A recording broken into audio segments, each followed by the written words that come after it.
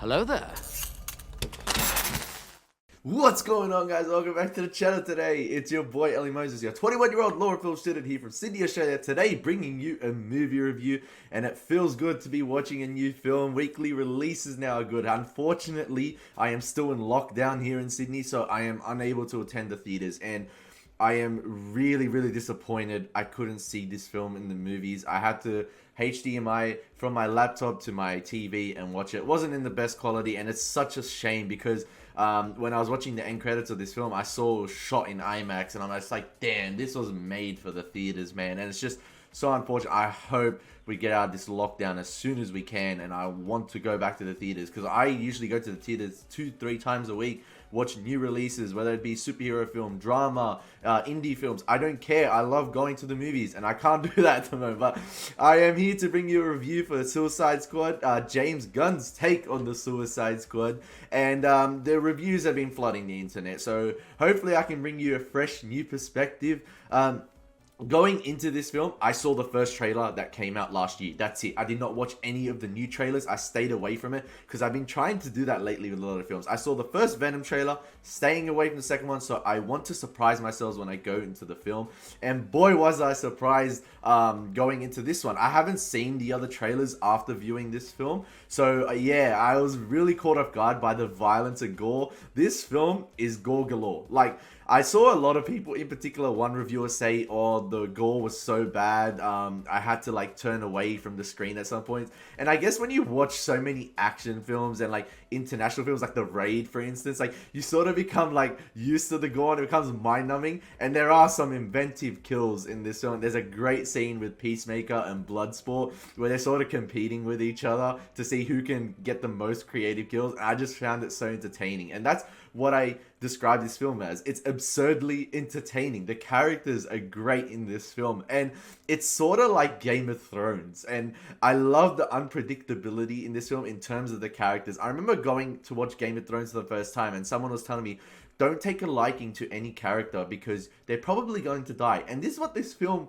sort of has. It sort of has that element to it where it's like that unpredictability with the characters. You may take a liking to a certain character and then bang, they're dead. Like, it has sort of stakes to it in terms of like, you don't know who's going to die, and at points you're thinking, wait, is this main character going to die because of what happened to other characters, whether it be he, she, it? You do not know what's going to happen. And in terms of the violence in this film, it's pretty brutal. This film does not discriminate in terms of its violence, like animal brutality, children, anyone can get it. It does not discriminate against who dies, and that's what I love about it. There's no like set target. These guys are villains. They are villains. They're meant to be like sort of anti-heroes towards the end of the film. I don't want to spoil it too much, but these people are villains. They have done real bad stuff in their life, and they don't discriminate against who they kill. And even in that scene, as I said before, with John Cena and Peacemaker and Bloodsport competing and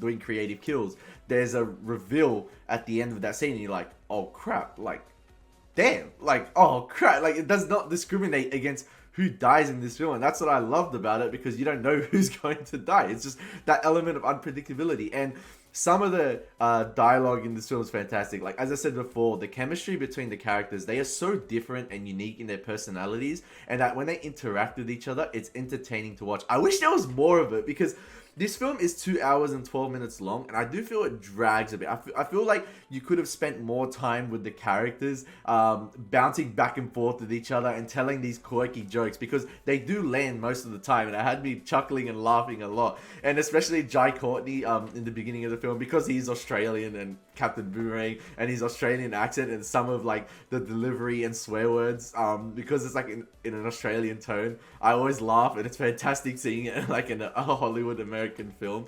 But yeah, this film is a very light-hearted, fun take. It's very gory, it's absurd in its premise. I do feel like the editing could have been tighter in terms of how well the pacing was in the film, and I thought it could have been spaced out a bit better. There are a few scenes that drag on and I think like add no substance at all. It's just for stylistic visuals. And yes, James Gunn does put his stamp on this film. There's a lot of influence from Guardians of the Galaxy you can see with certain scenes and soundtracks and slow-mo, and I don't want to spoil too much of it. And then at its best, the film cinematography is great. There's some vibrancy to it, and it's very stylistic in the way certain scenes are shot and the way certain characters come into frame. It's fantastic. It's fantastic stuff, and I found this a great, enjoyable time. And it's I think looking back on the 2016 one now, David Ayer's one, I remember seeing that in theaters for the first time. I loved it. I loved it. And then the more video essays I watched and film reviews I watched, and I'm just like, oh wow, man, everyone is actually shitting on it. I'm just like to myself, they're making fair and valid points. And then the more I thought about it and then I revisited it, I'm just like, yeah, this ain't the best. This ain't the best. But this film is much of an improvement from it, and it's just such a lighthearted take. And there's multiple villains in this film, or multiple antagonistic characters, whereas in the 2016 one, you had this big portal in the sky and a belly dancing sorcerer. Like, it was laughable coming to think about it now. But yeah, this is just a fun, lighthearted, not lighthearted, I say. It's pretty brutal and gory. There's some fantastic kills in this scene. My favorite character in the film is King Shark.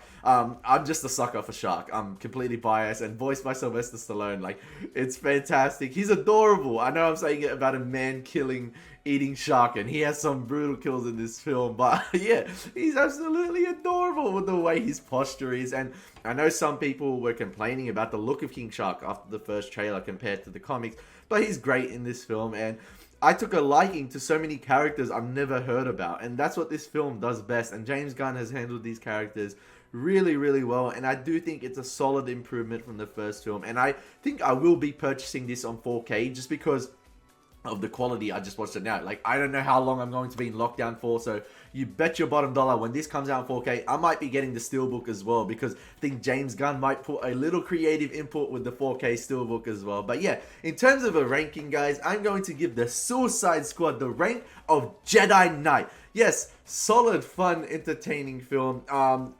Gags, quirky comments, has everything.